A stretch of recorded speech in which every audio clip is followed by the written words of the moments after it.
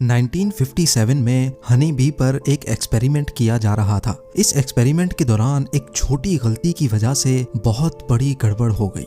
ये नोटिस किया गया कि एक्सपेरिमेंट के बाद मक्खियां बहुत ज्यादा एग्रेसिव और वहशी हो चुकी हैं।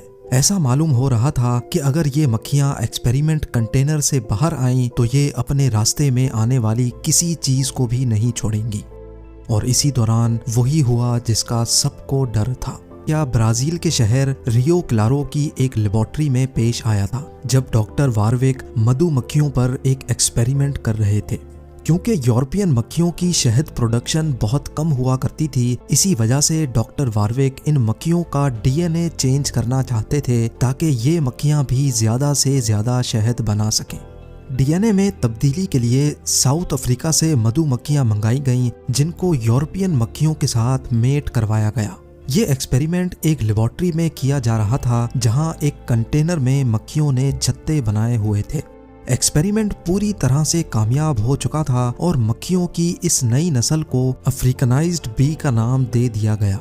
हर चीज बिल्कुल इसी तरह हो रही थी जैसा प्लान किया गया था। लेकिन फिर अचानक डॉक्टर वारविक के होश ये देखकर खता हो गए कि ये मक्खियां जरूरत से ज्यादा एग्रेसिव हो रही हैं।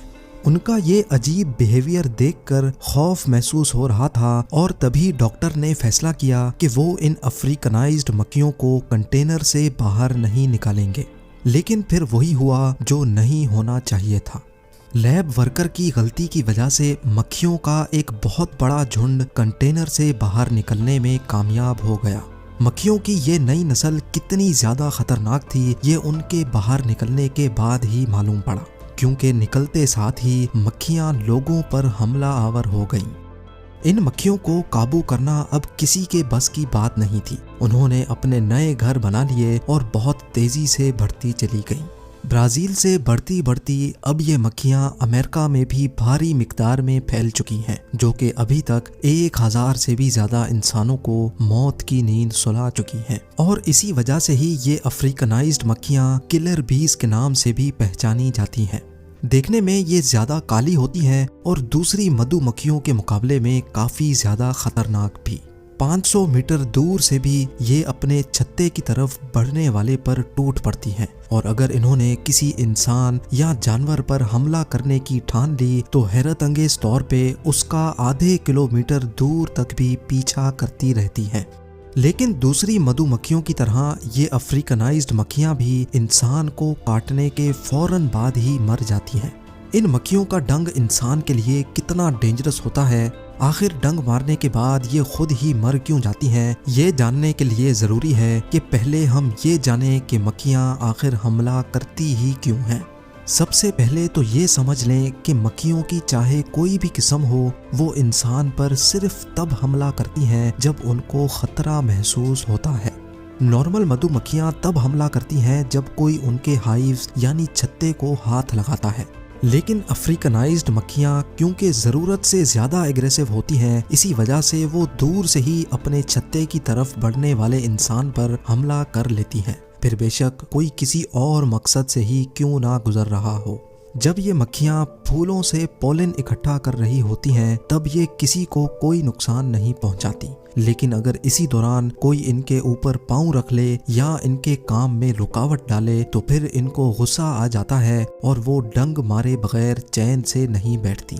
लेकिन इनको इस बात का बिल्कुल भी अंदाजा नहीं होता कि डंग मारने के बाद ये खुद जिंदा नहीं बचेंगी।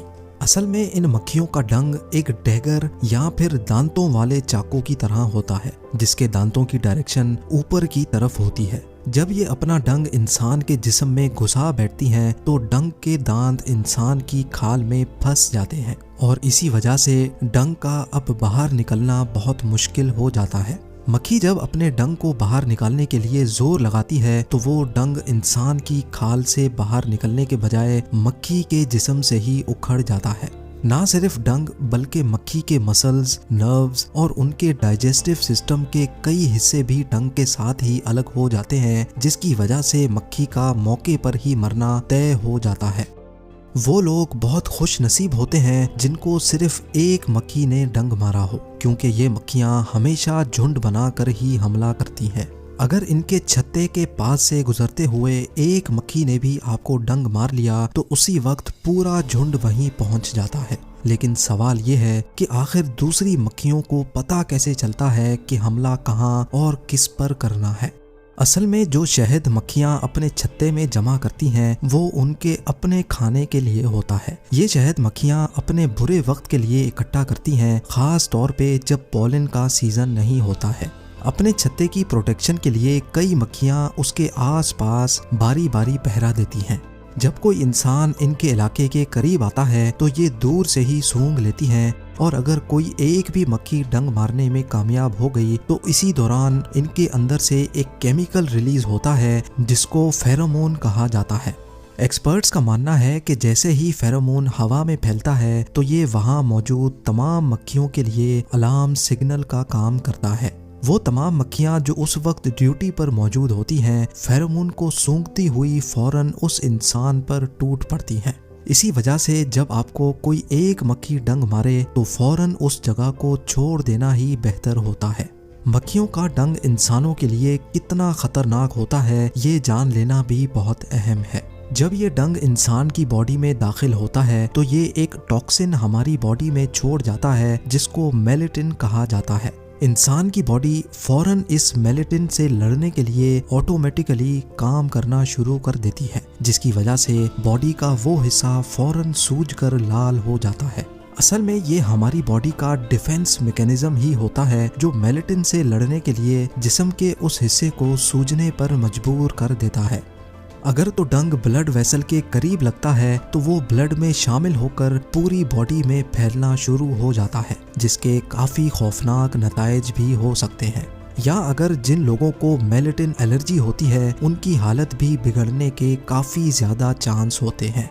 इसी वजह से अगर कभी आपको कोई शहद की मक्खी काटे तो फौरन उसका डंक निकालना ना भूलें, क्योंकि जितनी देर तक डंक बॉडी के अंदर रहेगा वो कंटिन्यूसली अपना जहर बॉडी में पंप करता रहेगा। आइए अब जानते हैं किलर बीज के बारे में चंद इंटरेस्टिंग फैक्ट्स। किलर बीज नॉर्मली बहुत बड़ा छत्ता बनाती हैं जिसमें 80,000 से भी ज़्यादा मक्खियाँ रहती हैं। ये मक्खियाँ परफ्यूम, चमकने वाली चीज़ें जैसा कि ज्वेलरी और डार्क कलर के कपड़ों पर फौरन हमला कर लेती हैं। इनका डंक तो नॉर्मली मधुमक्खियों जैसा ही होता है, लेकिन ये अपना डंक सिर्फ 3 सेकंड में ही इंसान के अंदर उतारने की काबिलियत रखती हैं।